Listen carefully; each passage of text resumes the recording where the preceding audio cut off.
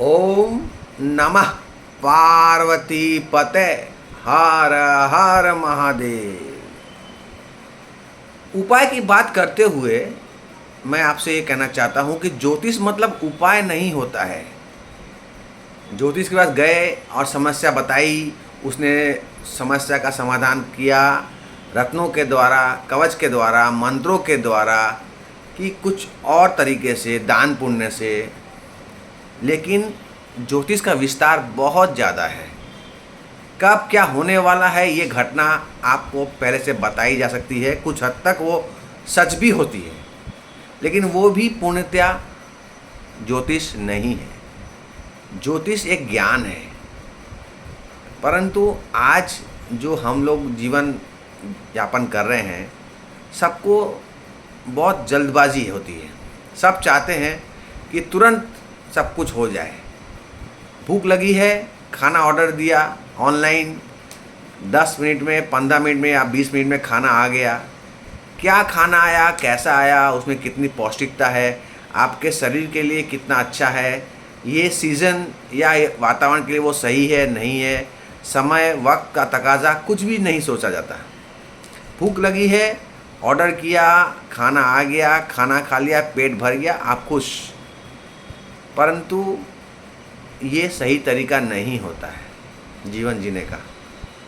ज्योतिष से उपाय को ना समझा जाए, परंतु जब उपाय की बात चली है तो आपको मैं एक ब्रह्मास्त्र देना चाहता हूँ।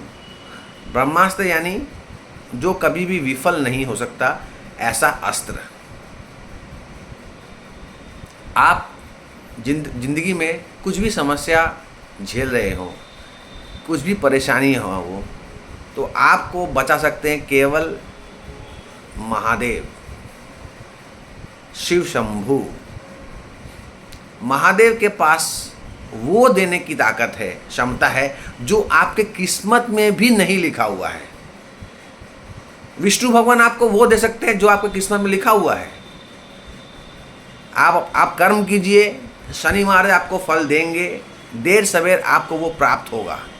परंतु महादेव के पास वो शक्ति है, वो हमें वो दे सकते हैं जो हमारे किस्मत में भी ना हो। क्योंकि महादेव किसी को निराश नहीं करते हैं, बड़े ही भोले हैं, आपकी उम्मीद से ज़्यादा आपको दे देते हैं। समस्या क्या हो जाती है? समस्या यह होती है कि आपको उसे लेने की क्षमता है कि नहीं है, ये आपको मालूम करना पड़ेगा। रावण को भी बहुत सारे वरदान मिले शिव जी से, परंतु वे भी उसे संभाल नहीं पाए। तो शिव जी के पास कुछ मांगने से पहले आपको ये जानना चाहिए, ये समझना चाहिए कि क्या उसे लेने के आप लायक भी हैं या नहीं हैं। क्योंकि बाद में समस्या का समाधान नहीं हो सकता है। इसलिए जब भी शिव जी से कुछ भी प्रार्थना करें तो उनसे कुछ मांगे मत।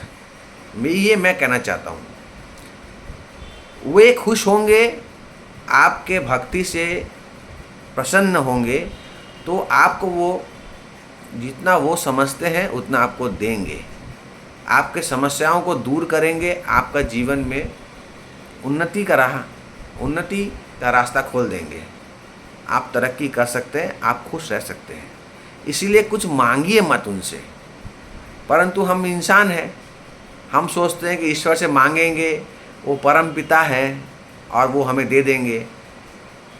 तो इस संदर्भ में आपको मैं एक उपाय दे रहा हूँ, जिसे आप बहुत सोच समझ कर कीजिएगा। ये ब्रह्मास्त्र है, कभी भी विफल नहीं हो सकता है, और वो है ज्योतिर्लिंग का दर्शन। यानी शिव जी के 12 ज्योतिर्लिंगों का दर्शन। दर्शन मात्र से आपके सारे पाप नष्ट हो जाएंगे, आपको पुण्य मिलना शुरू हो जाएगा। लेकिन शनै शनै शनै, यहाँ पर शनि महाराज की भी एक भूमिका है।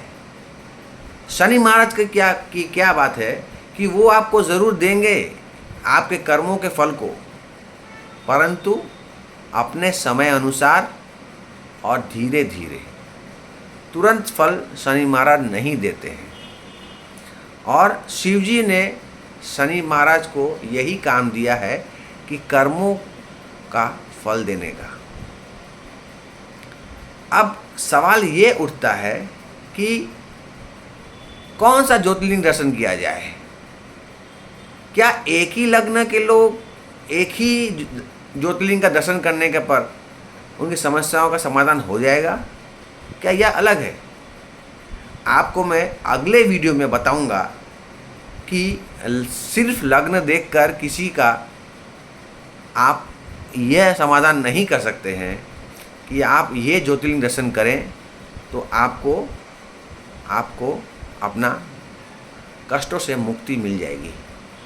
यह एक विचित्र प्रक्रिया है, एक कैलकुलेशन है, एक तरीका है जो आपको मैं सिखाऊंगा बोर्ड पर, आपको मैं समझाऊंगा या समझाने का प्रयत्न करूंगा, जिससे आप ये जान पाएंगे कि आपको कौन से ज्योतिर्लिंग का दर्शन करना है। ज्योतिर्लिंग यानी जहाँ जो लिंग जो स्वयं अपने आप प्रकट हुए हैं, उनको किसी मानव ने स्थापित नहीं किया है।